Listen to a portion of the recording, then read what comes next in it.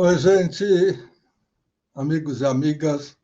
Hoje é o dia mais importante da semana para mim, é o dia mais querido, é o mais gostoso, porque eu sempre converso com gente que eu não vejo há muito tempo, que eu não encontro toda hora, mas que eu gosto tanto. Então, é uma oportunidade legal para a gente matar a saudade, para a gente descobrir coisas que a gente às vezes não tem nem chance, né? Oportunidade de perguntar como está junto, às vezes tem muita gente junto, às vezes você está numa mesa de restaurante. Então, este programa é para reunir individualmente meus amigos importantes, e, obviamente, esse é um título genérico, as minhas amigas também estão incluídas. E hoje é o dia de uma delas. Antes de trazê-la para a tela, eu devo avisar você que nós temos aqui YouTube, Facebook, LinkedIn e o Instagram. Não necessariamente nessa ordem. Então, essa série que nós estamos apresentando, você encontra nos canais que tem lá meu nome. No Facebook tem meu perfil e assim vai. Então, sem perder tempo, eu vou chamar aqui a minha amiga. Sabe que eu não sei o nome dela inteiro? Ou seja, nós vamos saber daqui a pouquinho. Eu sei alguma coisa. Vivian Costa Manso, vem cá. Oi, Luiz Fernando, muito obrigada, boa tarde. Obrigada por esse lugar de honra. Oi? Bom dia, boa tarde, boa noite, porque tem gente que vai assistir de madrugada e está valendo do mesmo jeito. O importante é que a gente vai saber coisas da sua vida profissional. Todo mundo conhece você como uma grande cantora, como líder vocal de uma banda de grande sucesso, que não é de hoje, é dos tempos das nossas domingueiras lá no... Bom, nós vamos falar sobre tudo isso, vamos devagarinho. Eu não sei seu nome, eu sei que é Vivian, eu sei que você se casou com um senhor que tem 200 sobrenomes, todos de pacotinho, assim, de 2 em 2, então eu sei o final. Como é que você é? Qual é o seu nome de solteira? Eu sou Vivian Domingues. Eu sabia, eu não lembrei, mas eu sabia, eu já tinha visto. É um Domingues de Portugal, é um Domingues com S, não é um Domingues com Z, né? É um Domingues de Portugal.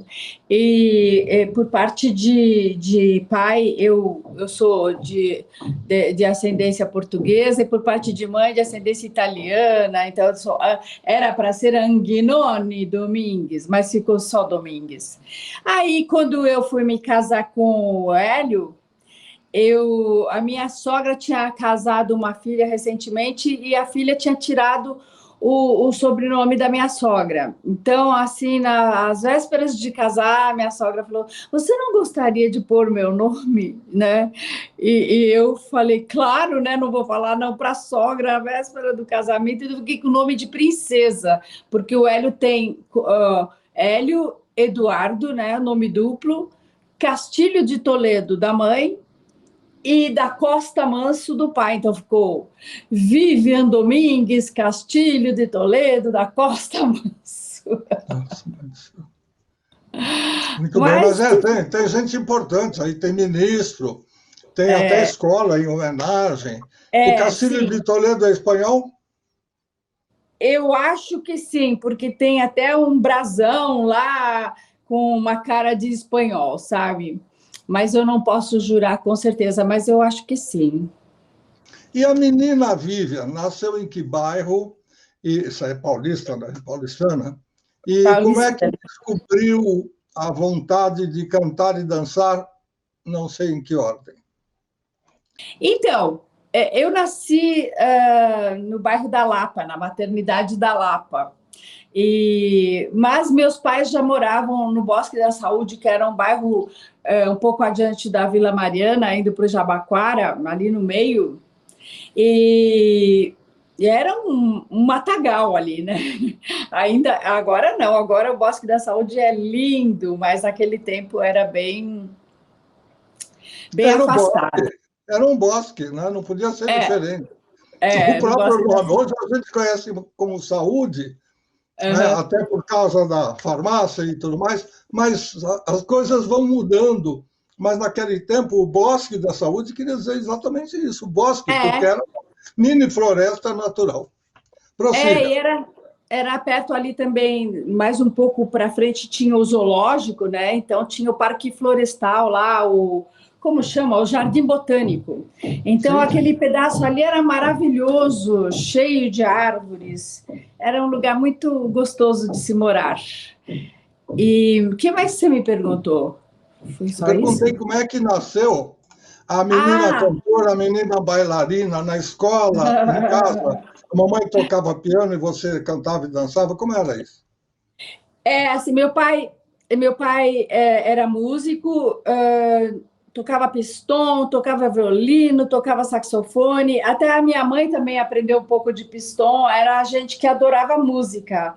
E eu absorvia tudo que eles absorviam como música. Eu me lembro, assim, uma das primeiras coisas, uma lembrança que eu tenho é de estar perto de uma vitrola e o meu pai estava ouvindo bolero de Ravel e eu achando aquilo, assim, maravilhoso. Então, era uma casa que consumia muita música. E eu tenho uma irmã 13 anos mais velha. E essa minha irmã canta super bem. Ela ainda é viva, tem 83 anos e ela canta super bem. E era a época da bossa nova, ela cantava muito afinadinha, mas então eu tinha um pouquinho de vergonha de cantar, porque então a minha irmã já era a cantora da casa, né? Mas eu fui crescendo nesse meio e lá para os, deixa eu ver, acho que uns 16 anos, eu estava no Colégio Brasílio Machado, ali na Vila Mariana, e ia ter uma peça de teatro, e a professora de português que estava incentivando essa peça de teatro, e eu não conseguia entrar. E eu precisava de nota para fechar o ano, aí eu fui lá implorar para ela, por favor, me deixa entrar. E ela falou, olha, só se você entrar cantando. E aí eu falei, eu entro cantando, seja o que Deus quiser, né? E não é que deu certo, eu nem sabia que eu cantava. E aí eu fui super bem na peça de teatro e já tinha uma banda ali do Brasílio Machado, que era o Plataforma 7, uma banda muito querida ali na Vila Mariana, cuja uma das meninas, uma das integrantes ia se casar, eles precisavam de alguém para substituir, sabe aquelas coisas de destino? Aí eles me viram lá na peça de teatro e já me contrataram para cantar. Então eu me lembro que a gente foi se apresentar no Círculo Italiano na cidade, né, no centro, e eu nunca tinha enfrentado um palco, tipo cara de pau mesmo. Mas alguma coisa em mim sabia que eu daria conta mais ou menos do recado. Então, eu fui lá, cantei e nunca mais parei. Que legal. Mais ou menos, só para ter uma ideia, quantos aninhos tinha a menina Vivian? Eu acho que eu ainda não tinha 18 anos. Isso deve ter sido em 1969, né? 18, 19 anos, eu sou de 52, espera aí. Não, então, por aí, eu acho que já devia ser 67, 66, 67, na verdade, né? Era quase uma... Não, era uma adolescente, né? E tinha deixado de ser menor de idade para ser já uma jovenzinha, assim mesmo, com todos os cuidados familiares, porque as famílias se preocupavam muito. Hoje menos, não é? A condição sine qua non para eu poder cantar foi que minha mãe me acompanhasse até eu fazer 18 anos. Meu pai não deixaria eu ir sozinha, né? Não deixaria. Então, a mamãe foi em muitos bailes comigo. Muito bom. Esse dom, porque afinação, gostar de música é uma coisa que é muito comum, todo mundo gosta, tem lá seus estilos preferidos. Agora, entrar na música, sentir a música, passar, isso não é para qualquer um. Tem afinação, tem a sensação de estar consumindo aquelas notas e fazendo a transformação. Tem tanto cantor, cantora, que tecnicamente é perfeito, mas não passa emoção. não consegue. A gente tem exemplos, não vamos entrar nesse terreno, mas a gente tem vários exemplos de pessoas que gravaram discos, que venderam discos, que fizeram shows, mas era tudo marcadinho, acertadinho, tudo muito metódico. Outras pessoas que às vezes até semitonavam, que às vezes escorregavam numa nota, passavam emoção. As coisas são bem diferentes. Agora, ser afinada e passar emoção não é para qualquer um. Isso é um dom. Sua irmã, você já disse que não deve ter seguido carreira artística oficialmente, aliás, a família toda, porque tanto na sua família como a do seu marido, tem gente que canta, apesar de terem restrições aí por parte dos cônjuges, né? Mas, de qualquer maneira, as pessoas são dotadas artisticamente a ponto de encantar as pessoas. Bom, aí você um dia descobre que é possível cantar numa banda, num grupo, num conjunto musical. No tempo que eu comecei a gostar de música, chamava-se conjunto de Iê, Iê, Iê. É claro, os Beatles. Eu não tocava nada, então eu era uma mistura de empresário e empregado dos meus primos. Não sei se você se lembra, se você chegou a participar, depois da Jovem Guarda, o Roberto Carlos, juntamente com a equipe do Magaldi, Maia e Prósperi, que tinha o dom, né, da publicidade, o verdinho na mão, azulzinho, amarelinho, não importa a cor do dinheiro, mas já era o pessoal que tinha e que determinava o que ia acontecer. Criou-se o primeiro encontro nacional da Jovem Guarda. Não sei se você se lembra, José Carlos Romeu era o apresentador e eu fui participar como empregário, misto de empresário e empregado, e levei o meu time, que um dos meus primos resolveu batizar. Falou, olha, a gente é muito cara de pau, mas fica ruim por esse nome, Wood Faces. Então vamos pôr os caras de mármore. Então nós viramos Marble Faces. Não ganhamos, mas ficamos bem ali, bem ali. Outros garotos que você conheceu e com os quais você tocou se sagraram campeões nesse certame e depois as coisas foram para frente. Quando é que você entrou oficialmente para fazer parte de um conjunto e com papai ou com mamãe, com alguém perto, as pessoas disseram, olha, agora é um contrato, agora você tem que cumprir, tem ensaio tal hora, até chegar ao estrelato. Vamos lá. Então, a primeira incursão numa banda foi mesmo no Plataforma 7, que era uma coisa já bastante profissional, porque eles tinham vários compromissos ali no Clube Vila Mariana, num outro clube na Rua Visconde de Irajá, que eu esqueci o nome desse clube, acho que era IP Clube, ali na Vila Mariana. E outros acontecimentos, festas particulares e o Círculo Militar, muito raramente, porque o Círculo Militar já tinha umas bandas que tocavam lá oficialmente, que era o Confa, o VAT 69, os Mustangs, que era a banda do Hélio. E uma vez ou outra a gente aparecia lá também, o Plataforma 7, para cantar no Círculo Militar, né? E nós temos um amigo, o Eduardo Bastos Lemos, que era baterista e estava tocando na banda Mustangs. E acontece que os Mustangs gravaram em inglês com o pseudônimo de Sunday. E a música era I'm Gonna Get Married, que era uma música que foi colocada na novela Superplá, o tema da Beth Mendes, a Titina. E, inesperadamente, essa música fez muito sucesso. Pouca gente sabe o que eu vou contar agora, mas na banda Mustangs, né, nessa música, I'm Gonna Get Married, tinha lá um finalzinho com voz feminina, e a Maria Amélia Costa Manso, irmã do Hélio Costa Manso, que era um dos integrantes da banda, o tecladista, cantou o Kind of Love, Just a Very Special Kind of Love. E a música foi assim, um sucesso. Essa era uma regravação do Lou Christie. E o disco do Sunday vendeu no Brasil mais do que o disco do Lou Christie.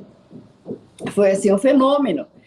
E aí eles precisavam sair para fazer show. Eu lá no Plataforma 7 e o Sunday precisando de uma cantora, porque a Maria Amélia, que gravou a música, falou, não, palco eu não vou fazer, porque ela morria de vergonha, ela era muito tímida.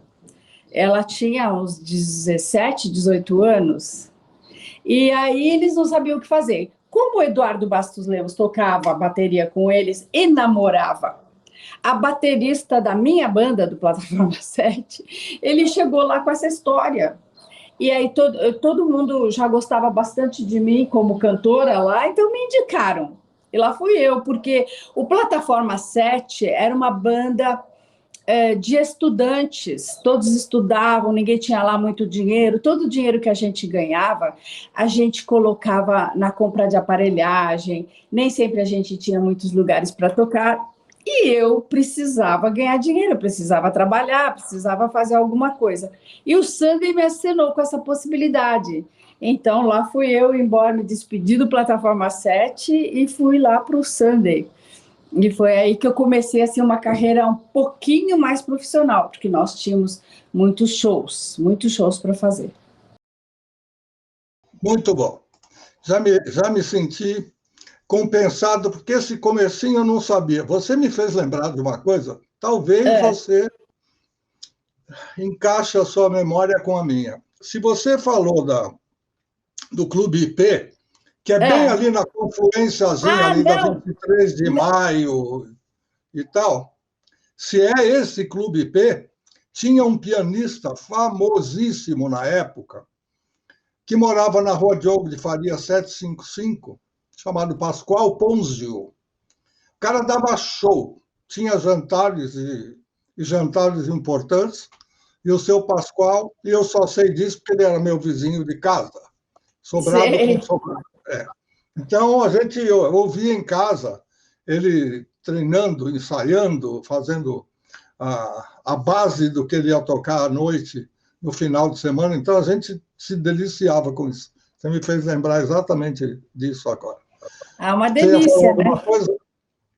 Eu não tinha certeza se era o Clube IP, mas seguramente o Clube IP também fez parte dos clubes onde o Plataforma se apresentava. Mas esse da Visconde de Pirajá, depois eu vou ver no Google para ver se eu acho o nome. Não me lembro do nome, mas era muito querido também. Todo mundo baixava lá. E sim, antigamente, até hoje, a gente faz apresentações no Clube Paulistano e antes que a gente entre, tem sempre um pianista, que no caso é o Marcelo Manzano, que é muito bom no que ele faz. Então, os pianistas, que nem você lembrou desse senhor Pascoal, são ainda muito queridos nos clubes para acompanhar os jantares, e depois vem a banda que faz o baile propriamente dito. Exatamente. Vivian, um dia, então, você falou que conheceu os Mustangs. Eu gosto desse nome, até porque o carro dos meus sonhos era um Mustang. Já resolvi esse sonho, hoje eu não tenho preocupação alguma. Era o único sonho de consumo que eu tinha. Você conheceu, então, o tecladista, e aí rolou um clima, pintou um clima, e você conheceu o Hélio, daí você passa a trabalhar na banda Sunday, porque a gente se confunde, uma hora é Mustang, depois é Sunday. Claro, vai trocando, vai evoluindo, acaba um conjunto, vem o outro e tal. E aí você encontra e conhece o senhor Hélio Eduardo Castilho de Toledo da Costa Manso. Foi. Foi aí? Foi, mas não foi namoro logo de cara, não. Eu tinha saído de um namoro no Plataforma 7 e eu não queria me envolver num compromisso. Eu já tinha namorado 4 anos e Aí, por eu ter sido convidada para o Sunday, pintou aquela coisa tipo assim, mas você vai, eu não quero que você vá. E eu, nessa hora, nem pensei duas vezes. Eu pensei, eu quero trabalhar, ganhar dinheiro e o destino está me dando uma boa oportunidade, então eu deixei o namorado de 4 anos para trás. Fui um pouco de coração quebrado, assim, pro Sunday. E o Hélio, ele namorava uma moça já há 4 anos também. Então, quando eu cheguei lá, nós éramos só amigos mesmo, só amigos. Saímos para divulgar os discos do Sunday, em geral, sempre o Hélio, porque o Hélio sempre foi muito da organização da banda, né? E a cantora. Então, nós criamos uma amizade muito bacana entre nós, mas não passava pela minha cabeça namorar com ele, não. Eu tinha um pouco de medo de namorar a gente da banda, porque vai que não dá certo, né? Então, no início, a gente não era só amigo mesmo.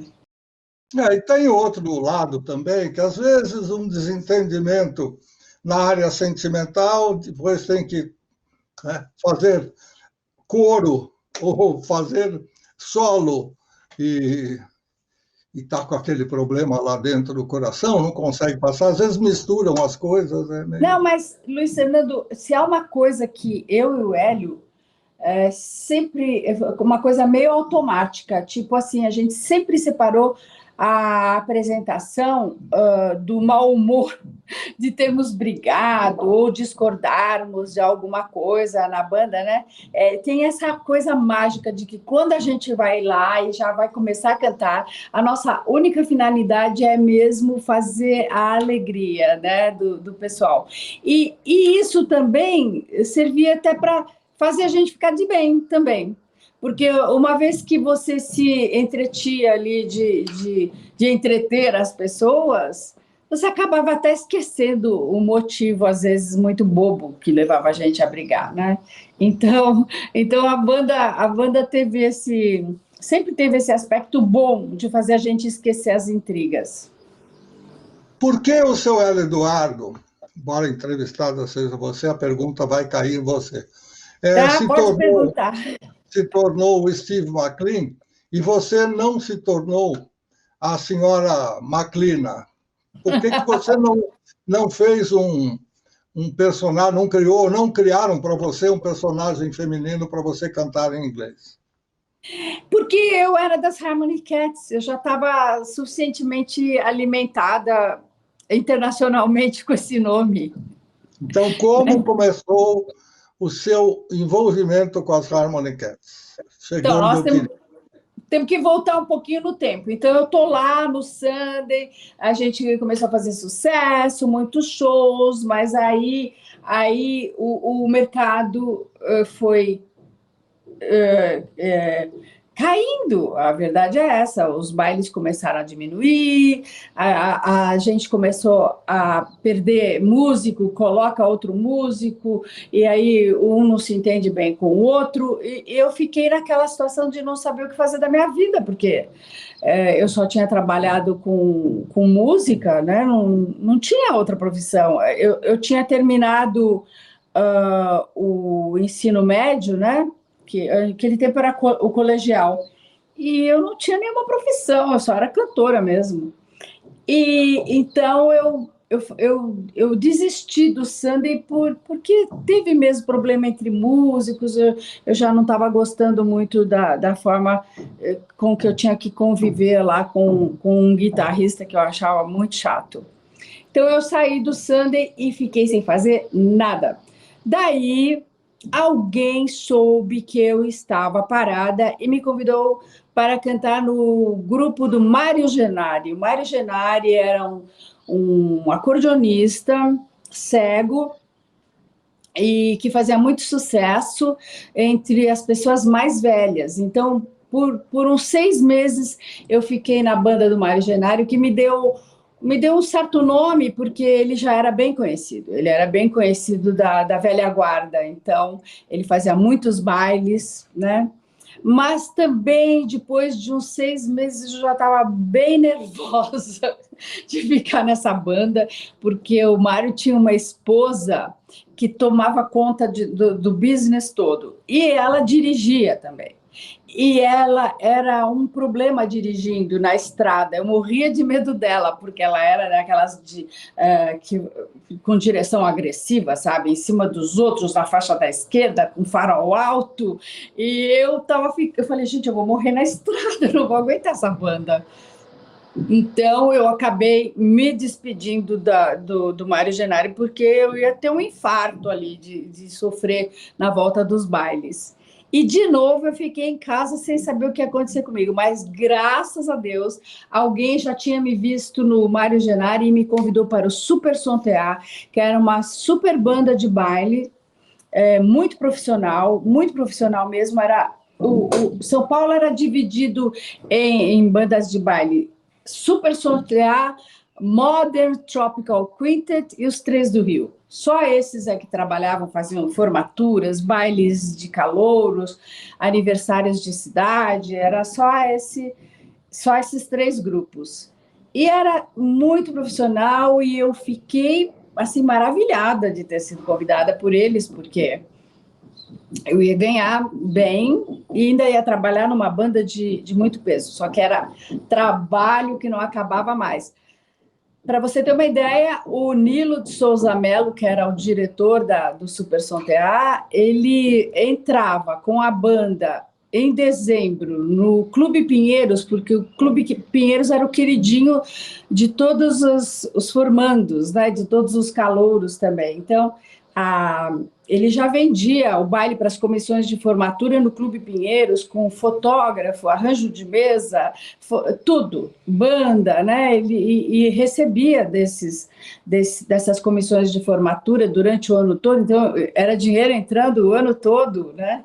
E ali ele vendia de dezembro a março, abril, os bailes de formatura, os bailes de calouros, e quando esses bailes já começavam a arrefecer, ele já tinha uma equipe vendendo no interior de São Paulo, no interior do Brasil, no Brasil todo, mais bailes de comemoração de aniversário de cidade, debutantes. Era uma máquina de fazer baile.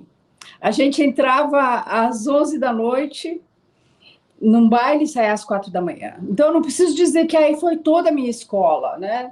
A minha escola de aprender a cantar de tudo, de se portar no palco, de se portar entre amigos, de saber o que é melhor para a cantora fazer para se manter bem em termos de não ficar rouca. Enfim, foi escola para tudo.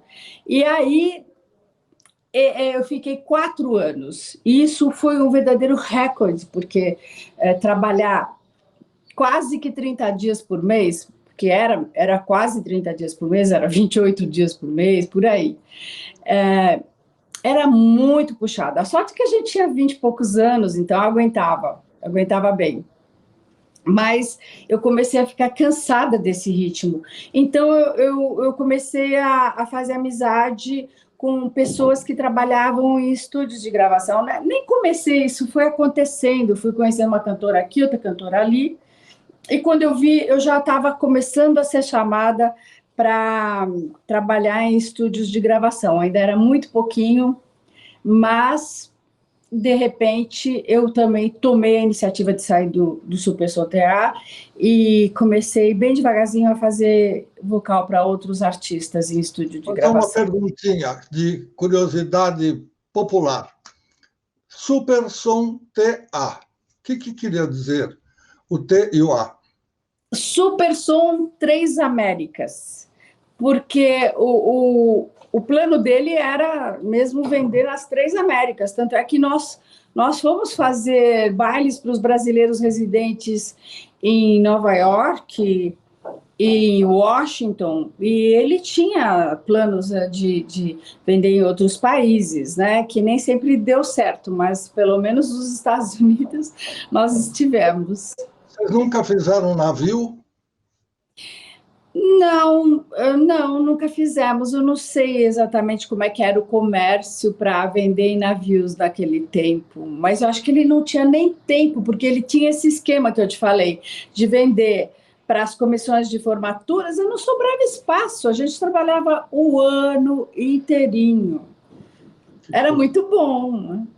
Mas tinha lá seus percalços, porque, por exemplo, ele tinha umas regras.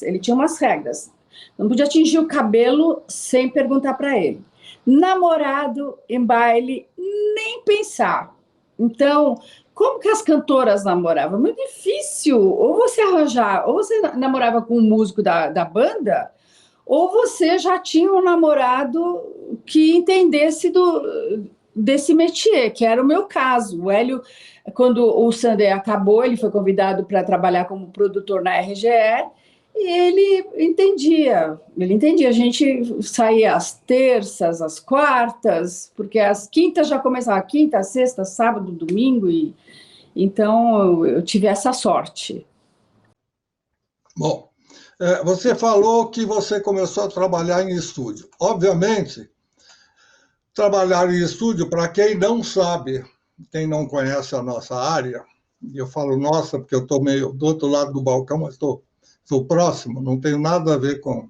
Não sou afinado, não sei cantar, mas adoro acompanhar um espetáculo que tem gente que canta gostoso, porque não só eu me extravaso, como eu começo a me lembrar de todo o tempo em que eu trabalhei em rádio, e uma ou outra vez, não tenho dúvida alguma, eu estou vendo aquele disco, a Vivian está no palco cantando com a banda Sunday, e eu me vejo escolhendo aquele disco que chegou da gravadora em 45 rotações. Olha, eu queria que você experimentasse esse som aqui, é novo. Low Christie, que ela citou, por exemplo. É uma coisa nova, não é do meu tempo, é anterior a mim, é do tempo do Caion. Mas como se fosse. Dá uma ouvidinha, quem sabe, tal. De repente a gente ouvia e falava, é legal essa música, vamos tocar. Vamos tocar 3 vezes por dia, se melhorar a audiência, se o pessoal começar a pedir, a gente passa para 4, talvez para 5, depois pode entrar na parada, se tiver... Bom, enfim, era assim que a gente procedia, e a Vivian consegue me fazer voltar no tempo quando ela está no palco e eu estou presente lá. Sentimentalismos à parte. Trabalhar num estúdio para uma mulher, obviamente não é servir café, né? Os sem-vergonhas que sempre ficam minimizando as coisas, falam assim, para a mulher o que é? Limpeza? Não. Mulher toca instrumento, mulher faz arranjo, mulher faz partitura, é copista, tem tudo isso. Vocês não frequentam, às vezes não sabem como é, mas tem. Mas não era isso que a Viva fazia. O que é uma mulher trabalhar em estúdio de gravação? Então, é que nem você mencionou, as mulheres são aptas a fazer tudo, mas ainda era um ambiente que não permitia muito isso. Você vê, a própria Eloá, que foi uma grande cantora de estúdio, ela escrevia arranjos belíssimos, e nunca ninguém deu muita chance para a Eloá colocar os arranjos dela em disco, mas também as coisas, elas às vezes demoram para acontecer, né? E o que a gente fazia? A gente fazia vocal para outros artistas. Aí alguém fala, mas o que é vocal? É tipo, por exemplo, na música do Sidney Magal, O Meu Sangue Ferve por Você. O coro das meninas começa, seu, todo seu, minha, toda minha, juntos esta noite, lá, lá, lá, lá, lá, eu te amo, eu te amo, meu amor. É isso é o coro. E muitas vezes é assim simples, é uníssono, mas muitas vezes os maestros escrevem partituras com diversas vozes, né? As sopranos, as contraltos, os tenores, os baixos, e para formar aquele vocal bonito atrás. E então eles precisavam Quase que eu espirrei. Eles precisavam desse material humano. E muitas vezes para os mais diversos trabalhos. Então, era um trabalho muito gostoso, porque você chegava no estúdio, não sabia o que você ia encontrar. A essa altura, eu já tinha começado a fazer faculdade de música. Eu estudei piano quando eu era criança, até o 7º ano, então eu tinha uma boa noção de harmonia, tinha uma boa noção de leitura, mas não tinha prática. E eu fui fazer faculdade de música, porque eu amava. Mas a dificuldade de estar no Super Som Teatro, trabalhar das 11 até as 4, depois às 7 horas da manhã estar lá na faculdade, isso foi um impedimento. E o segundo e maior impedimento foi que eu senti que eu ganhava mais dinheiro trabalhando com a música do que realmente estudando para mais lá na frente ser uma maestrina ou uma pessoa que fizesse arranjos, porque eu senti que não ia ser fácil conquistar esse lugar. Mas, como cantora de estúdio, eu conseguia. Então, foi fácil nesse sentido de conhecer as pessoas certas. Eu acabei conhecendo o maestro Valdemiro Lenk, que foi muito bom, ele vivia me chamando, e outros maestros também, Miguel Cidras, o maestro Portinho, sabe, vai passando o nome, essa menina, ela canta bem, chama aí, o Tony Campelo, que era produtor também, e assim, de produtor em produtor, a gente foi ficando conhecida e começou a trabalhar nesse tipo de trabalho. Uma curiosidade que eu tenho, eu quando posso comento algo a respeito, mas nunca vou chegar a conclusão alguma, porque os maestros já se foram, já partiram. Houve um tempo em que as emissoras de rádio, você sabe, é uma das grandes paixões da minha vida, elas tinham a chance, a oportunidade de ter ou um regional, a gente se lembra de vários nomes, Regional do Rago, né? Tinha vários conjuntos pequenos que acompanhavam, 2 violões, alguma coisa assim, mais simples, mas acompanhavam os cantores. Algumas emissoras de rádio tinham orquestras. O Salomão Esper já nos contou, num outro programa, que chegaram a ter três grandes orquestras na Rádio Bandeirantes. Orquestra ao vivo. Sei lá eu quanto custaria isso hoje. Porque hoje, se nem algumas gravadoras não querem pagar naipe de metais, porque os metais custam caro, não querem pagar couro, porque a dobra custa não sei o quê, não quer... Enfim, hoje fica todo mundo fazendo conta para ver se dá para pagar a produção ou não. E naquela época tinha 3 orquestras, uma para cada estúdio, uma para cada programa. E como a Vivian bem falou, é necessário fazer arranjos, escrever, não é uma coisa que você entra e já vai executando. Então, o que hoje se faz com discos, se fazia com orquestra ao vivo. Você chegou a trabalhar em alguma orquestra de rádio, ou chegou a cantar comerciais em orquestras ou em grupos de rádio em rádio? Ou quando você já entrou para valer, já era disco, já era acetato e daí para frente? Não, quando eu entrei, tudo já era mesmo feito em estúdio de gravação ali, com a banda ao vivo, né? Os Carbonos, por exemplo, era contar 1, 2, 3, 4 e todo mundo começava a gravar o playback ao mesmo tempo, né? Mas não peguei essa fase do que você falou, muito embora eu conheça, porque meu pai tocava num pequeno regional chamado Regional do Carlinhos, onde começou o Caçulinha também. E esse pessoal fazia programas de rádio, né? Havia um programa bastante conhecido chamado Alegria dos Bairros, que era o Regional do Carlinhos, ia todo domingo num determinado bairro e de lá era transmitido esse show ao vivo. Então eu sei do que você está falando, mas era uma coisa assim que já estava ficando... não é em desuso, mas já não era uma coisa comum no estúdio de gravação. No estúdio de gravação você chegava, lia lá a partitura, ou, às vezes, muitas das vezes, nem precisava ler a partitura. O próprio maestro já passava as vozes e era necessário que você tivesse um ouvido treinado para memorizar ali o que ele estava passando e ouvido treinado para todo mundo cantar ao mesmo tempo, né? Não precisa cantar, porque vai te dar muito trabalho, embora a gente adoraria. Mas, da sua lembrança, quais comerciais assim bastante famosos, conhecidos, dos quais você já participou em gravação, tem a sua voz, tem a sua marca? Um ou outro que você se lembre.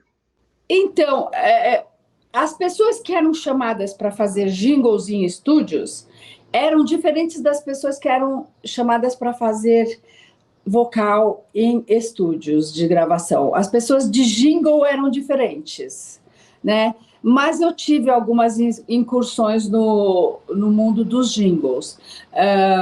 Uma delas foi no estúdio do Tico Terpins e do Zé Rodrigues, onde a gente gravou um jingle da Coca-Cola, que era "Não tem sabor como esse aqui, lá, lá, lá, lá, lá, lá. Coca-Cola é isso aí", era o moto do jingle. Esse foi um jingle bastante famoso. E depois, um outro que eu lembro que foi muito interessante foi no mesmo estúdio, nos chamaram para fazer um jingle da COFAP. E esse jingle da COFAP era um amigo meu, o Carlos Alberto de Souza, que era o rei de fazer vocais. Ele cantou como se ele fosse um tenor, e só fizemos eu e ele e dublamos como se nós fôssemos um coro enorme. Então, é muito legal. Eu até posso passar para você depois esse jingle da COFAP. Mas tiveram muitos outros, mas infelizmente a gente esquece tudo que fez. Eu fico até magoada, porque as pessoas perguntam: você gravou? E o que você gravou? Eu não lembro mais nada do que eu gravei. Eu tinha uma agenda onde eu marcava, eu ainda tenho algumas agendas aí, mas a gente não lembra mais. Tem coisa que a gente liga uma para a outra e fala: escuta, fui eu que gravei ou foi você que gravou? Mas eu lembro que eu gravei muitos jingles para difusora, né? Pelo amor de Deus. A gente gravou fazendo vocais para todas as rádios, mas especialmente para difusora, para Excelsior, para Jovem Pan, para muitas rádios. Eu me lembro, inclusive, que quando o Peter Frampton inaugurou, acho que em 91, inaugurou o vocoder, né? Nós já tínhamos este som que o Hélio Eduardo fez o favor de dar de presente para a gente, sem pedir para tocar nada. Tem que ficar bem claro essas coisas, porque todo mundo acha que a vida é um eterno jabá. Até é gostoso, um jabaculê bem feito, na terra própria, mas esse negócio do jabá em rádio tem especificações. Existiu, sim, ainda existe hoje oficializado, mas naquele tempo, às vezes, a própria gravadora ou o próprio amigo da gente, no caso do Hélio, fala: eu vou te dar de presente. Ele estava feliz com o que a gente estava fazendo na PAN e queria ajudar a minha carreira. Então, ele gravou Jovem Pan 2 em alguns momentos com tons e sons diferentes e com vocoder. Por quê? Porque a RGE tinha acabado de receber o equipamento. Ele falou: não custa, está aqui um pedacinho de fita, e nos presenteou, e foi muito legal. E vocês também ajudaram a iniciar algo que, para a história do rádio, ficou durante muito tempo. Eu queria fazer, eu tive uma ideia, eu já contei isso aqui rapidinho. Eu tive uma ideia de gravar com o artista original o nome da emissora. Aí eu fui proibido de fazer isso, porque era meio marziano, foi o que eu ouvi na época e tal. Depois a gente fez, na introdução, ainda por teimosia, e aí com o apoio do Hélio, algumas introduções, a gente fazia um mini jingle, uma coisa bem pequenininha, aproveitando a introdução do disco, já gravado pelo UB40, ou seja lá o que for, lá nos anos 80. E vocês, Hélio, Vivian e algumas das meninas do Harmony Cats gravavam para a gente algumas introduções.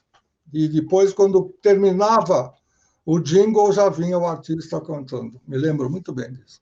Tenho sempre que agradecer, porque isso dava um colorido completamente diferente para a emissora e fazia o diferencial, claro.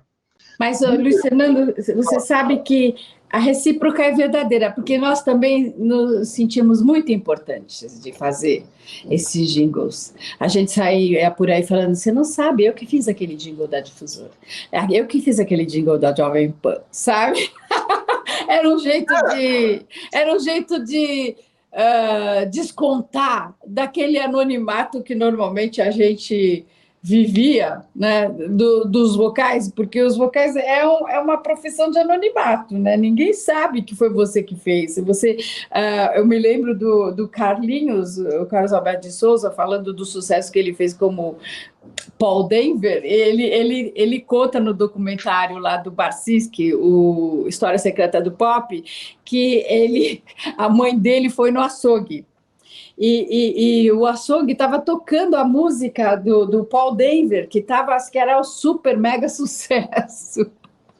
A mãe dele falou para o açougueiro: o senhor sabe, quem está cantando aí é meu filho. Aí o açougueiro falou: aham, e a senhora queria o quê mesmo? Tá vendo? Mas você tocou no ponto exato, porque o artista grava o jingle, a vinheta, não aparece. A rádio nunca fala de quem é, nunca. Não é uma outra vez só, não, nunca. Então o artista teve todo aquele trabalho de fazer o arranjo, de montar, e na hora H ninguém sabe quem é. Tudo bem, é parte do jogo, a gente já sabia, mas você sabe como é que é o ego, né? A gente quer contar para todo mundo que foi a gente que fez. É triste. Devia ser um pouco mais... Era um pouco... Então, nos dava muito prazer, sabe? Sair por aí falando, olha, fomos nós que fizemos, somos nós que fizemos. Eu estava fazer uma entrevista no show da manhã de cada emissora aí, para dizer, olha, são os jinglistas, são os cantores, dos tempos de Harmony Cats, o que é que você tem mais assim de lembrança? O que ficou mais? A televisão, o sucesso, os discos que venderam e foram para as paradas? O Harmony Cats me deu muita satisfação. Primeiro porque nós começamos em 5, né? Cantando em inglês, como assim, umas falsas gringas, né? E o pessoal comprou de cara a ideia de que nós éramos internacionais. A Rede Globo colocou na novela Dancing Days o pupurri dos Bee Gees, né? E ninguém nem pensava que aquelas vozes femininas pudessem ser de brasileiras. Então, a coisa que eu mais me lembro assim é que foi vendido um show no Clube Tietê que lotou, mas tinha gente pendurada assim na pilastra para ver as meninas no palco. E aí nós começamos o show e cantamos, e foi aquele sucesso, e lá pelo meio do show a gente resolveu conversar com a plateia, e aí eles perceberam que nós falávamos português muito bom e que nós só podíamos ser brasileiras. E aí eu me lembro até hoje que de ver assim o jeitinho meio muxoxo da plateia de perceber que, não, elas são brasileiras, sabe? Tipo, não, pelo amor de Deus, que tristeza. Então, isso foi uma coisa que eu nunca mais esqueci, porque tinha todo aquele elan de acreditar que nós fôssemos internacionais. Eu posso imaginar a decepção que foi para eles. Mas o Harmony Cats teve 2 fases. Uma dessas fases eram as 5 meninas, né? A Rita, a Heleninha, a Cidinha, a Maria Amélia e eu. E depois, a Rita, a Cidinha e a Heleninha decidiram parar, porque elas tinham muitas atividades gravando vocal e elas não queriam se afastar fazendo shows, e então elas pararam, fiquei só eu e a Maria Amélia, nós não sabíamos muito bem o que fazer, aí nós convidamos a Silvinha para gravar com a gente, já com uma ideia da gravadora de gravar em português. Eu já estava meio desanimada, não querendo nem gravar mais nada, queria ficar só com os estúdios de gravação, mas nós gravamos uma versão de uma música italiana e aí fez um sucesso imenso. Então, quando a gente viu, a gente já tinha um trio que cantava em português. E esse trio ficou bem popularzão, assim, tipo Chacrinha, Bolinha, Raul Gil, Barros de Alencar, e todo mundo gostava muito da gente. Então, nós continuamos fazendo esses shows pelo Brasil. E aí duramos um tempo como Harmony Cats em trio, né? Mas teve as duas fases. E você falou das coisas do Harmony Cats, né? Essa é uma das coisas que eu lembro da decepção do público em saber que nós éramos brasileiras. E depois, depois outras grandes memórias que eu tenho é de estádios cheios, lotados, para ver a gente lá no Brasil inteiro, no Norte e Nordeste. Eu me lembro no Maranhão, nós temos que sair em camburões, sabe? Porque era mesmo, o pessoal adorava as Harmony Cats. Eu me lembro que vocês fizeram alguns aniversários de emissoras, aqueles shows de sucesso no Ibirapuera ou no... Isso, da Rádio América, o show da Rádio América, show anual da Rádio América, que era super badalado, os melhores artistas estavam lá.